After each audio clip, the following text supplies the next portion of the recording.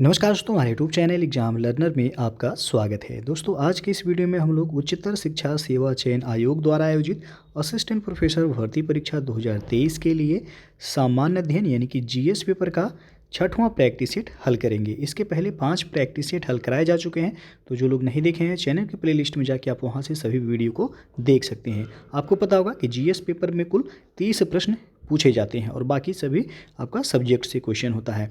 तो आइए जो है देखते हैं आज का प्रैक्टिस सेट। पहला प्रश्न आज का, नीचे 2 कथन दिए गए हैं। कथन 1 दिया गया है कि माध्यमिक शिक्षा में सुधार और माध्यमिक शिक्षा में सुधार के लिए अति महत्वपूर्ण आधार था, यह विचार कलकत्ता विश्वविद्यालय आयोग का था। दूसरा कथन दिया गया है कि कलकत्ता विश्वविद्यालय आयोग ने सभी विषयों को पढ़ाने के लिए इंटरमीडिएट कॉलेजों में मातृभाषा के उपयोग की अनुशंसा किया है। तो उपर्युक्त कथनों के आलोक में नीचे दिए गए विकल्पों में से सबसे उपयुक्त उत्तर का चयन कीजिए, यानी कि कौन सा कथन इसमें आपका सही है, कौन सा गलत है, आपको बताना है।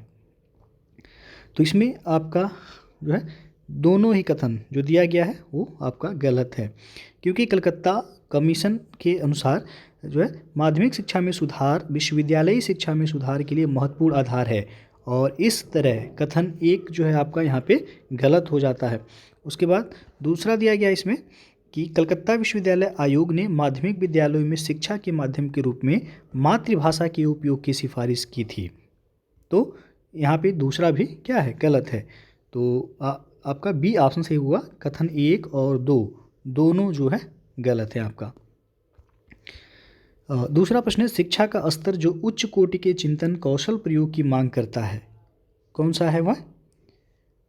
तो यहाँ पे सी ऑप्शन सही होगा, विमर्शक स्तर शिक्षण।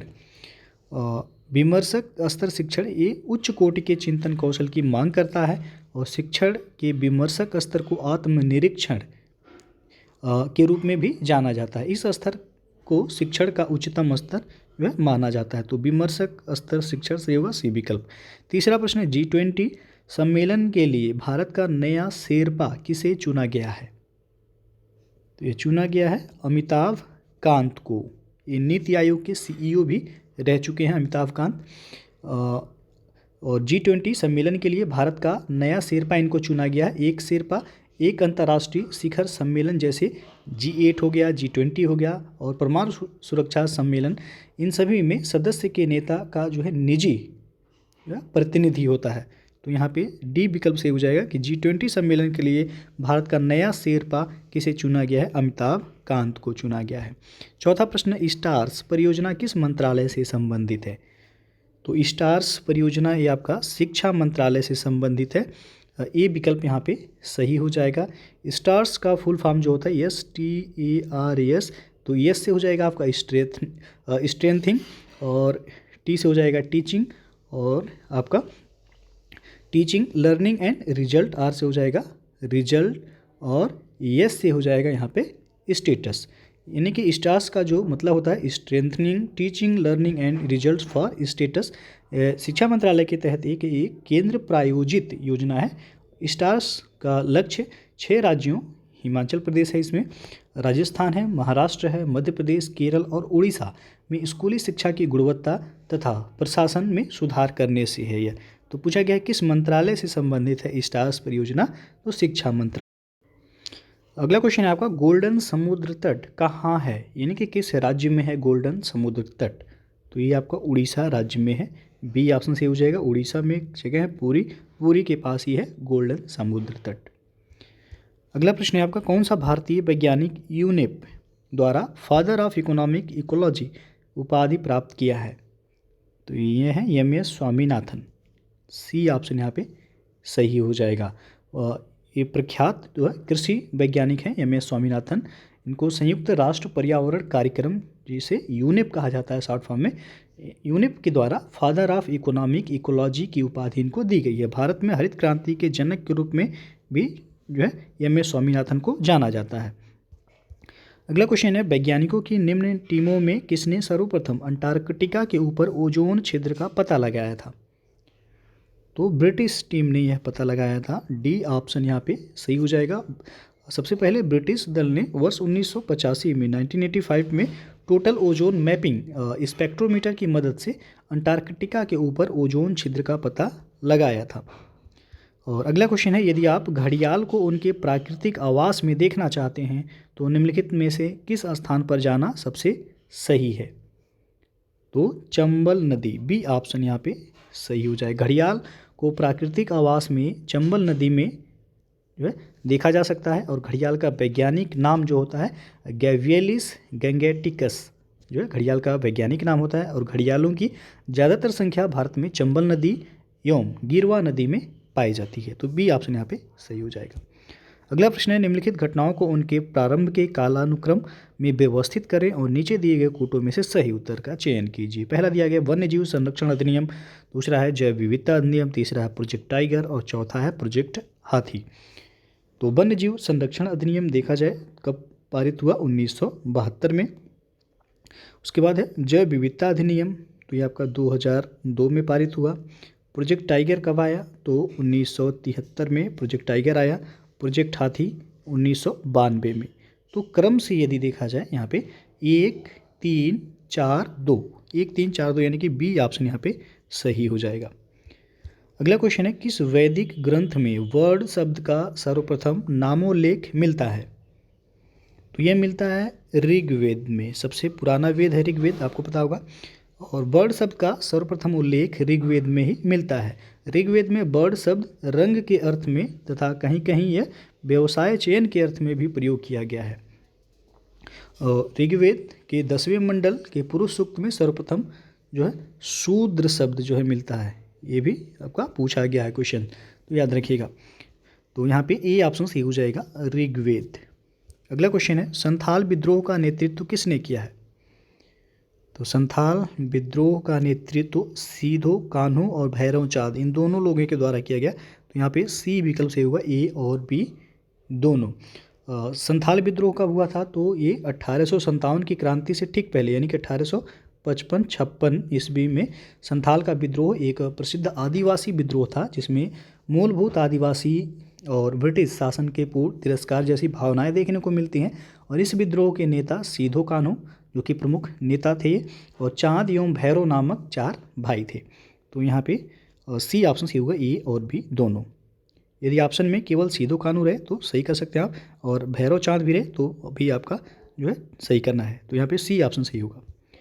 अगला क्वेश्चन है, रॉलेट एक्ट का भारतीय राष्ट्रीय कांग्रेस ने विरोध किया क्योंकि इसका लक्ष्य था? तो इसका लक्ष्य था व्यक्तिक स्वतंत्रता को सीमित करना। ए ऑप्शन यहाँ पे सही हो जाएगा। रॉलेट एक्ट कब आया? तो 1919 में, मार्च 1919 में केंद्रीय विधान परिषद से पास हुआ विधेयक रॉलेट एक्ट के नाम से जाना गया है, जिसके अनुसार अंग्रेजी सरकार जिसको चाहे जब तक चाहे बिना मुकदमा चलाए जेल में बंद रख सकती थी। इस कानून द्वारा व्यक्तिक स्वतंत्रता को सीमित किया गया था। तो सन पूछा था, रॉलेट एक्ट कब आया? तो मार्च 1919 में। लक्ष्य क्या था? तो व्यक्तिक स्वतंत्रता को सीमित करना इसका लक्ष्य था। अगला क्वेश्चन है, तारों के मध्य दूरी ज्ञात करने की इकाई है? तो वह प्रकाश वर्ष। डी ऑप्शन यहाँ पे सही हो जाएगा। निर्वात में प्रकाश द्वारा देखा जाए तो 3 × 10⁵ किलोमीटर पर सेकेंड की गति से एक वर्ष में चली गई दूरी प्रकाश वर्ष कहलाती है, और प्रकाश वर्ष तारों के मध्य दूरी ज्ञात करने की इकाई है। तो डी ऑप्शन यहाँ पे सही हो जाएगा। अगला प्रश्न है आपका, रेगुर किसका नाम है? तो रेगुर जो है आपको पता होगा, ये काली मिट्टी को कहा जाता है। यहाँ पे सी विकल्प सही हो जाएगा। काली मिट्टी को स्थानीय भाषा में रेगुर या कपासी मिट्टी भी इसे कहा जाता है। तो सी ऑप्शन सही हो जाएगा, क्योंकि कपास की खेती के लिए सर्वाधिक उपयुक्त होती है यह काली मिट्टी। भारतीय संविधान में किस अनुच्छेद के अंतर्गत नागरिकों को मौलिक अधिकार प्रदान किए गए हैं? तो मौलिक अधिकार अनुच्छेद 12 से 35 के बीच में प्रदान किए गए हैं। बी ऑप्शन यहाँ पे सही हो जाएगा। और भाग यदि पूछा जाए तो भाग 3 में है मौलिक अधिकार, अनुच्छेद 12 से 35 तक जो है मौलिक अधिकारों का वर्णन किया गया है। वर्तमान में कुल कितने मौलिक अधिकार हैं? तो 6 मौलिक अधिकार हैं। तो सर्वप्रथम सबसे पहले जो है 7 मौलिक अधिकार थे। जो 7वां मौलिक अधिकार था संपत्ति का अधिकार, उसे हटा दिया गया। कब? 44वें संविधान संशोधन अधिनियम 1978 में संपत्ति के अधिकार को जो है मूल अधिकारों की श्रेणी से हटा दिया गया और उसे आर्टिकल 300 में रखा गया है एक विधिक अधिकार के तहत। तो वर्तमान में कुल कितने मूल अधिकार हैं या मौलिक अधिकार हैं? तो 6 हैं। और किस अनुच्छेद के बीच है? तो अनुच्छेद 12 से 35 के बीच में मौलिक अधिकार है।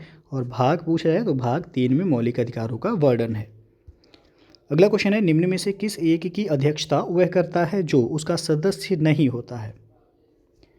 तो राज्यसभा के जो सभापति होते हैं वह उपराष्ट्रपति होते हैं, उपराष्ट्रपति। तो यहाँ पे पूछा गया कि निम्न में से किस एक की अध्यक्षता वह करता है जो उसका सदस्य नहीं होता है। उपराष्ट्रपति राज्यसभा का सदस्य नहीं होता है, लेकिन वह राज्यसभा की जो है अध्यक्षता करते हैं। तो यहाँ पे सी विकल्प सही हो जाएगा आपका। राज्यसभा की अध्यक्षता यानी कि सभापतित्व जिसे कह सकते हैं वो उपराष्ट्रपति के द्वारा ही किया जाता है और वो राज्यसभा के सदस्य नहीं होते हैं। अगला क्वेश्चन है, नीचे दिए गए तथ्यों पर ध्यान दीजिए। पहला दिया गया, भारत के प्रथम मुख्य निर्वाचन आयुक्त सुकुमार सेन थे। दूसरा है, भारत की पहली महिला मुख्य निर्वाचन आयुक्त रमा देवी थीं। तो नीचे दिए गए कूट से सही उत्तर का चयन कीजिए। कूट आप देख सकते हैं। तो दोनों कथन में कौन सा जो है आपका सही होगा? तो इसमें जो है आपका दोनों ही सही हैं, सी विकल्प सही हो जाएगा। तो पहला दिया गया, भारत के प्रथम मुख्य निर्वाचन आयुक्त सुकुमार सेन थे। इनका कार्यकाल जो था 1950 से लेकर के 1958 तक इनका जो है कार्यकाल था। ये भारत के प्रथम मुख्य निर्वाचन आयुक्त थे और भारत के प्रथम एवं अब तक की एकमात्र महिला मुख्य निर्वाचन आयुक्त जो बनी है वह है वीएस रमा देवी। इनका कार्यकाल था 1990 यानी कि नवंबर 1990 से दिसंबर 1990 तक ही इनका कार्यकाल था। और भारत के जो वर्तमान मुख्य निर्वाचन आयुक्त हैं वह हैं राजीव कुमार। ये वर्तमान में जो है मुख्य निर्वाचन आयुक्त हैं। अगला क्वेश्चन अब देखते हैं कि उत्तर प्रदेश में सर्वाधिक प्रतिशत कर्मचारी नियोजित हैं। तो यह नियोजित हैं कृषि क्षेत्र में। ये ऑप्शन यहाँ पे सही हो जाएगा। वर्ष 2011 की जनगणना के अनुसार देखा जाए तो उत्तर प्रदेश में कृषि क्षेत्र में सर्वाधिक 59.3% करीब देखा जाए तो 60% कर्मचारी ये कृषि क्षेत्र में ही नियोजित हैं। अगला क्वेश्चन है, भारत में अधिकांशतः बेरोजगारी है। तो भारत में जो बेरोजगारी है वह संरचनात्मक, डी ऑप्शन यहाँ पे सही हो जाएगा। भारत सहित जो कई विकासशील देश हैं उनमें जो जिसे हम अल्प विकसित देश कह सकते हैं, तो इन देशों में पाई जाने वाली अधिकांशतः बेरोजगारी जो होती है वह संरचनात्मक बेरोजगारी होती है। संरचनात्मक बेरोजगारी का मुख्य कारण है कि व्यक्तियों में रोजगार के अनुरूप कौशल का न पाया जाना होता है। अर्थव्यवस्था के ढांचे का पिछड़ापन हो गया और सीमित पूंजी उपलब्धता एवं श्रम का बाहुल्य, ये सभी जो है संरचनात्मक बेरोजगारी के प्रमुख कारण होते हैं। तो डी ऑप्शन सही हो जाएगा। अगला प्रश्न है, नई शिक्षा नीति 2020 में निम्नलिखित में से किन निकायों की स्थापना का प्रस्ताव है? तो इसमें पहला दिया गया आपका SEA परख है, IITI है, NITI है और NTA है। नीचे दिए गए विकल्पों में से सही उत्तर का चयन कीजिए। तो इसमें आपका नई शिक्षा नीति 2020 में है SEA परख है और IITI है। NEP 2020 के तहत मानव संसाधन विकास मंत्रालय का नाम जो है बदलकर शिक्षा मंत्रालय कर दिया गया। आपको पता होगा कि शिक्षा मंत्रालय का पहले नाम जो था वह मानव संसाधन विकास मंत्रालय था। तो इसे नई शिक्षा नीति 2020 में इसका नाम बदल दिया गया है, शिक्षा मंत्रालय कर दिया गया है। और नई शिक्षा नीति के तहत अनेक नए निकायों की स्थापना का भी प्रस्ताव है। और इसमें परख जो है यानी कि परफॉर्मेंस, इसका फुल फॉर्म भी पूछा जाता है परख का क्या है। तो परख यानी कि performance assessment review and analysis of knowledge of holistic development, परख का जो है फुल फॉर्म होता है। और नई शिक्षा नीति 2020 के तहत भारतीय भाषाओं के विकास एवं संरक्षण हेतु Indian institute of translation and interpretation यानी कि IITI की स्थापना भी किया जाएगा। और योजना आयोग यानी कि प्लानिंग कमीशन को समाप्त करके जो है 1 जनवरी 2015 को कैबिनेट सचिवालय के प्रस्ताव द्वारा नीति आयोग की स्थापना की गई। नीति का भी फुल फॉर्म पूछा जाता है, तो नीति का फुल फॉर्म होता है national institute for transforming India. इसकी स्थापना कब हुई थी? तो 1 जनवरी 2015 को हुआ था। एनटीए यानी कि जो नेशनल टेस्टिंग एजेंसी है, इसकी भी स्थापना 2017 में हुई थी। तो यहाँ पे ABC यानी कि ऑप्शन जो सही हो जाएगा सी विकल्प यहाँ पे सही हो जाएगा। अगला क्वेश्चन है, शिक्षा में विघटनकारी तकनीकों का अभिप्राय है। तो यहाँ पे ये ऑप्शन सही होगा कि नई तकनीकें जिसने शैक्षणिक प्रक्रिया की चीज़ों को पूर्णतया बदल दिया है। तो ये ऑप्शन यहाँ पे सही हो जाएगा। अगला क्वेश्चन है, विद्यालय मानचित्रण के संदर्भ में निम्नलिखित में से कौन सा कथन सही नहीं है? ऑप्शन आप देख सकते हैं। तो पहला ऑप्शन दिया गया है, विभिन्न तकनीकों एवं प्रक्रियाओं का समूह है। ये बिल्कुल आपका सही है। इसका चयन इसका प्रयोग जो है स्थानीय स्तर पर आगामी शैक्षिक आवश्यकताओं की पहचान के लिए किया जाता है। तो ये भी आपका सही है। विद्यालय मानचित्रण के संदर्भ में पूछा गया है। सी ऑप्शन में दिया गया, इसका अर्थ सिर्फ एक बड़े मानचित्र पर वर्तमान विद्यालय का स्थान यानी कि लोकेशन निरूपित करना। ये आपका जो है सही नहीं है, गलत है। और डी ऑप्शन दिया गया, इसका लक्ष्य आगामी शैक्षिक आवश्यकताओं को पूरा करने के लिए उठाए जाने वाले कदम की योजना बनाना है। ये भी आपका सही है। तो आपसे पूछा गया था कौन सा सही नहीं है, तो सी ऑप्शन यहाँ पे सही नहीं है। देखा जाए तो विद्यालय मानचित्रण ये विभिन्न तकनीकों एवं प्रक्रियाओं का समूह है जिसका लक्ष्य है कि आगामी शैक्षिक आवश्यकताओं को पूरा करने के लिए उठाए जाने वाले कदमों की योजना बनाना है। इसका अर्थ सिर्फ एक बड़े मानचित्र पर विद्यालय का स्थान निरूपित करना नहीं है। तो सी ऑप्शन आपका सही नहीं है। अगला क्वेश्चन है आपका, वर्तमान में किस जनरेशन के कंप्यूटर्स का उपयोग हो रहा है? तो वर्तमान में देखा जाए तो 5वां जनरेशन के कंप्यूटर का प्रयोग हो रहा है। बी ऑप्शन यहाँ पे सही हो जाएगा। 5th जनरेशन के कंप्यूटर्स का प्रयोग वर्तमान समय में किया जा रहा है, जिसमें आपका IBM नोटबुक है, पेंटियम PC और सुपर कंप्यूटर आदि जो है इस पीढ़ी के कंप्यूटर्स के उदाहरण है। 5वीं पीढ़ी के जो कंप्यूटर वह अत्यंत छोटे, तीव्र गति तथा उपयोग में सरल होते हैं। और मल्टीमीडिया हो गया, ऑप्टिकल डिस्क, पैरेलल प्रोसेसिंग हो गया, सभी उच्च स्तरीय भाषाओं जिसमें आपका C है, C++ है, जावा, इन सभी का जो है मुख्य विशेषता भी है। तो बी ऑप्शन सही हो जाएगा। पूछा गया है कि किस जनरेशन का कंप्यूटर वर्तमान समय में प्रयोग किया जा रहा है, तो 5th जनरेशन यानी कि 5वां जनरेशन का। अगला प्रश्न है, मेमोरी पद निम्न में से किसके लिए प्रयुक्त होता है? तो मेमोरी जो है स्टोरेज के संदर्भ में प्रयोग किया जाता है। सी विकल्प यहाँ पे सही हो जाएगा। मेमोरी यानी कि स्मृति जिसे हिंदी में कहा जाता है, यह शब्द जो है कंप्यूटर में प्रयोग होता है। यह एक प्रकार का कंप्यूटर हार्डवेयर होता है जिसमें रैम हम कह सकते हैं, रैंडम एक्सेस मेमोरी यानी कि रैम का फुल फॉर्म होता है। रैम हो गया, रोम हो गया, रीड ओनली मेमोरी, और जो है कैश के रूप में कंप्यूटर में यह जाना जाता है। इस प्रकार यह स्टोरेज के लिए प्रयोग में लाया जाता है मेमोरी। अगला क्वेश्चन आपका, कैप्स लॉक की को टॉगल की क्यों कहते हैं? तो क्योंकि हर बार प्रेस करने पर इसका फंक्शन आगे पीछे जाता है, इसलिए आपका ये ऑप्शन यहाँ पे सही हो जाएगा। कैप्स लॉक की को हर बार प्रेस करने पर इसका फंक्शन आगे पीछे जाता है, अतः यह की जो है टॉगल की कहलाती है। अगला क्वेश्चन आपका, वर्ष 2022 में संपन्न 11वीं राष्ट्रीय आइस हॉकी चैंपियनशिप 2022 का खिताब किसने जीता है? तो ये खिताब जीता गया ITBP के द्वारा। ये ऑप्शन यहाँ पे सही हो जाएगा। 11वीं अंतर्राष्ट्रीय आइस हॉकी चैंपियनशिप 2022 को ITBP ने जीता है। इसका आयोजन काजा हिमाचल प्रदेश में किया गया। इसमें 5 टीमों ने भाग लिया था और यह आइस हॉकी गुलमर्ग कश्मीर में वर्ष 2020 में आयोजित खेलो इंडिया विंटर्स गेम्स का ही जो है हिस्सा थी।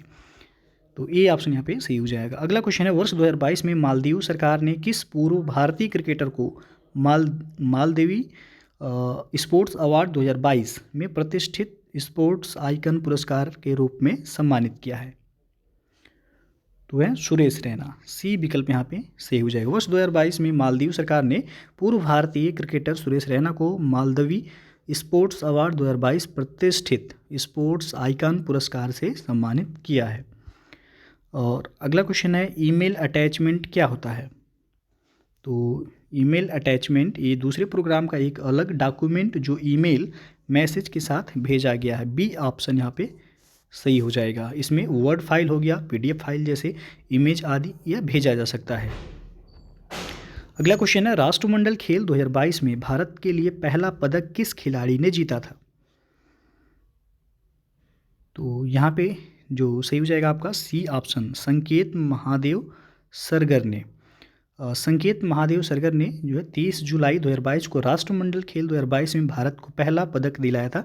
संकेत ने पुरुष वेटलिफ्टिंग के 55 किलो भार वर्ग में भारत के लिए रजत पदक जीता था इन्होंने, और ये महाराष्ट्र के सांगली से संबंध रखते हैं। और अगला क्वेश्चन है, वर्ष 2022 में दुनिया के सबसे बड़े इलेक्ट्रिक 3 व्हीलर निर्माण प्लांट को कहाँ स्थापित करने की घोषणा की गई है? तो ये तेलंगाना में स्थापित किया जाएगा, बी ऑप्शन सही हो जाएगा। वर्ष 2022 में दुनिया के सबसे बड़े इलेक्ट्रिक 3 व्हीलर निर्माण प्लांट को तेलंगाना में स्थापित करने की घोषणा की गई है। तो दोस्तों ये था आपका उच्चतर शिक्षा सेवा चयन आयोग द्वारा आयोजित असिस्टेंट प्रोफेसर भर्ती परीक्षा के लिए जीएस का 6वां जो है प्रैक्टिस सेट। इसके पहले जो है 5 प्रैक्टिस सेट अपलोड किए गए हैं, तो जो लोग नहीं देखे हैं वो चैनल के प्लेलिस्ट में जाके आप वहाँ से सभी वीडियो को देख सकते हैं। साथ में करंट अफेयर्स का भी वीडियो अपलोड किया गया, तो उसे भी आप लोग देख सकते हैं। वीडियो अच्छा लगा हो लाइक शेयर कर दीजिएगा, चैनल को सब्सक्राइब नहीं किए हैं तो सब्सक्राइब कर लीजिएगा, साथ में बेल आइकन को प्रेस कर लीजिएगा, जिससे आने वाले अगले वीडियो का नोटिफिकेशन आपको पहले मिलता रहे। तो वीडियो को पूरा देखने के लिए बहुत बहुत धन्यवाद।